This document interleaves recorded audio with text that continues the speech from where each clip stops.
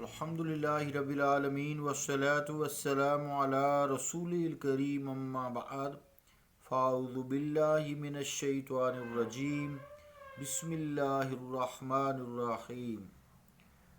عزیزان گرامی قدر، السلام علیکم ورحمۃ اللہ وبرکاتہ۔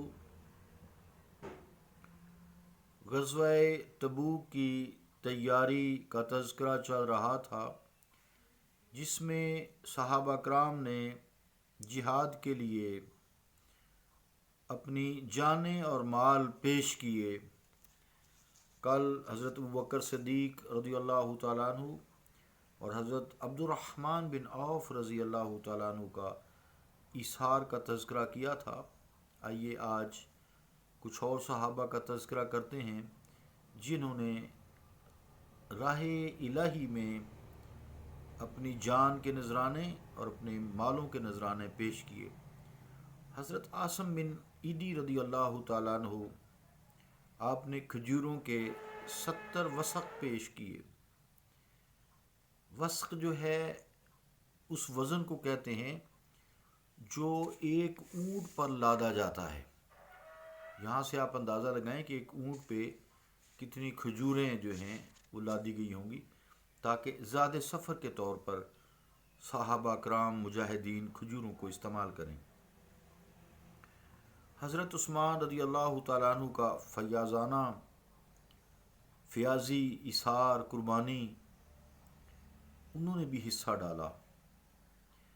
آپ نے لشکر اسلام اور مجاہدین کے لیے جہاد کے ساز و سامان کے لیے تیسرے حصہ یعنی 10,000 مجاہدین کے لیے سواری کے جانور، اسلحہ، زرہیں اور دیگر ضروریات جہاد مہیا فرمائے۔ سبحان اللہ۔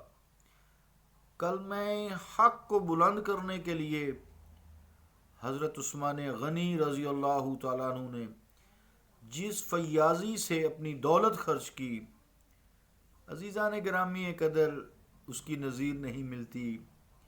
حضرت امام احمد بن حنبل اور امام بہقی حضرت حذیفہ رضی اللہ تعالیٰ عنہ سے روایت فرماتے ہیں کہ غزوہ تبوک کے موقع پر حضرت عثمان غنی رضی اللہ تعالیٰ عنہ خدمت اقدس میں حاضر ہوتے ہیں۔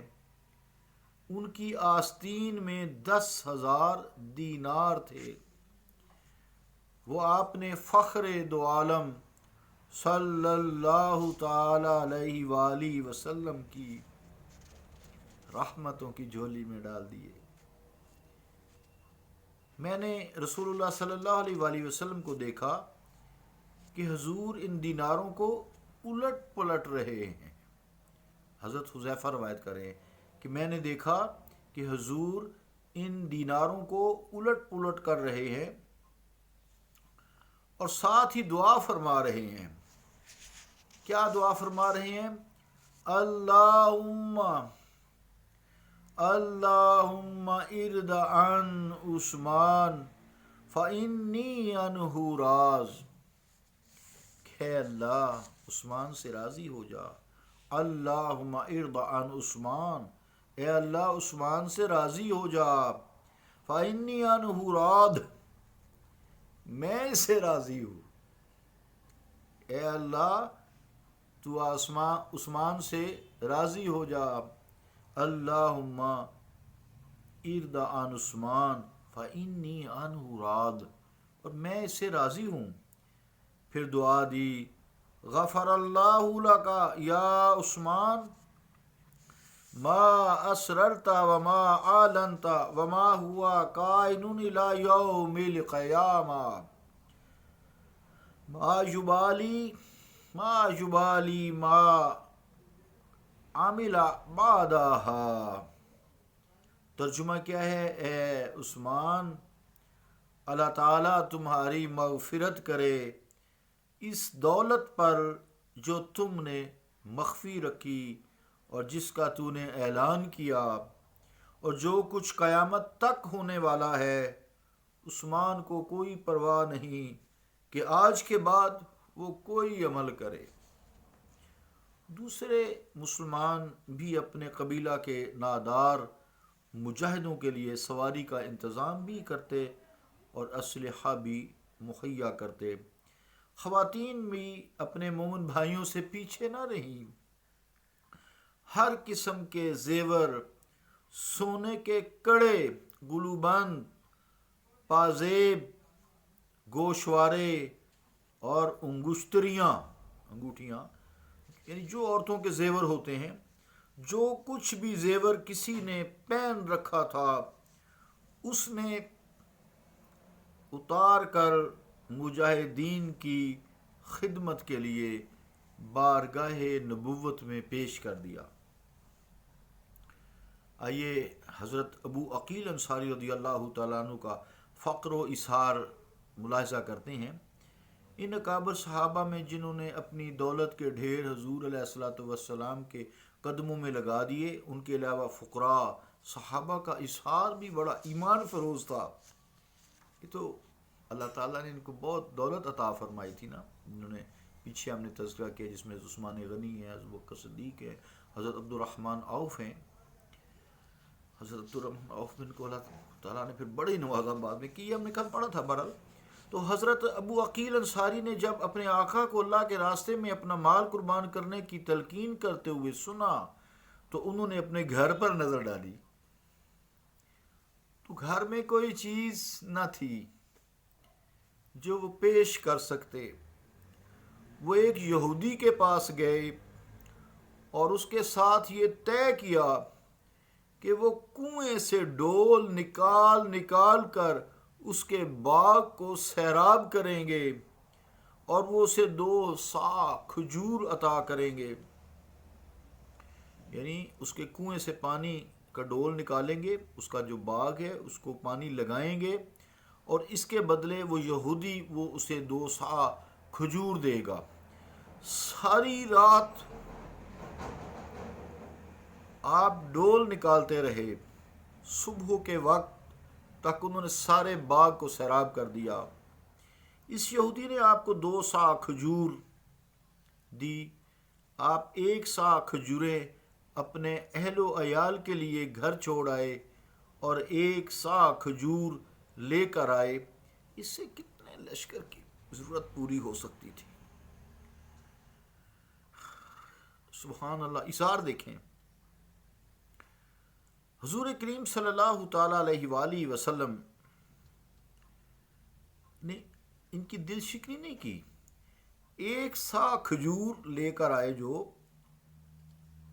آپ کی دل جوئی کی اس سے، اور عزت افزائی کرتے ہوئے ایک صحابی کو حکم دیا کہ یہ کھجور جو ابو عقیل انصاری رضی اللہ تعالیٰ عنہ لے کر آئے ہیں اٹھا لو، اور جتنے ڈھیر سامانے خورنوش کے جمع ہو چکے ہیں 2 کھجوریں ہر ایک ڈھیر پر رکھتے جاؤ۔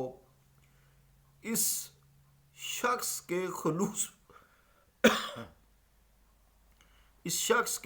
خلوص کی برکت سے اللہ تعالیٰ ان کے صدقات کو بھی قبول فرمائے گا۔ رحمت العالمین، جلد 1 صفحہ 136۔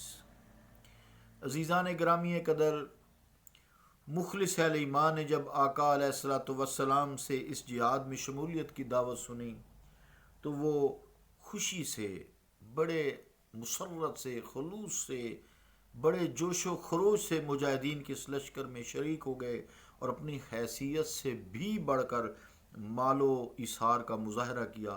لیکن یہاں بعض ایسے لوگ بھی تھے جو جان نثاروں کے اس لشکر میں شریک نہیں ہوئے۔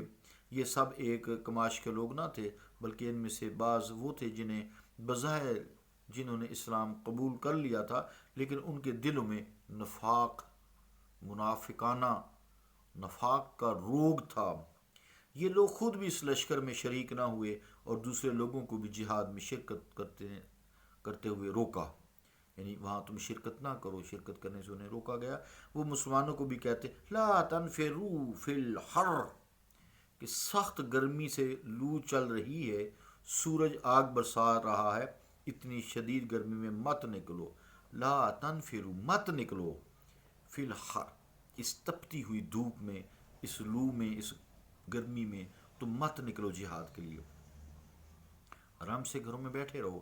اللہ تعالیٰ نے ان کے اس قول کی تردید کرتے ہوئے یہ آیت پھر نازل فرمائی، قل نار جہنم اشد حرا لو کانوا یفقہون، سورہ توبہ 81 نمبر آیت، کہ میرے حبیب انہیں فرما دیجئے، ان نادانوں کو بتا دیجئے کہ آتش جہنم اس گرمی سے بہت زیادہ ہے، کاش یہ لوگ حقیقت کو سمجھ سکیں۔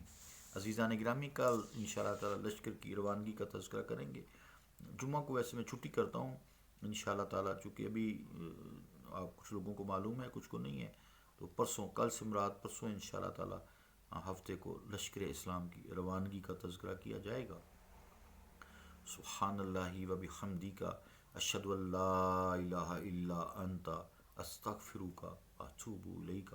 صلی اللہ تعالی علی رسول خیر خلقہ محمد وعلی آلہ واصحابہ اجمعین برحمتک یا ارحم الراحمین۔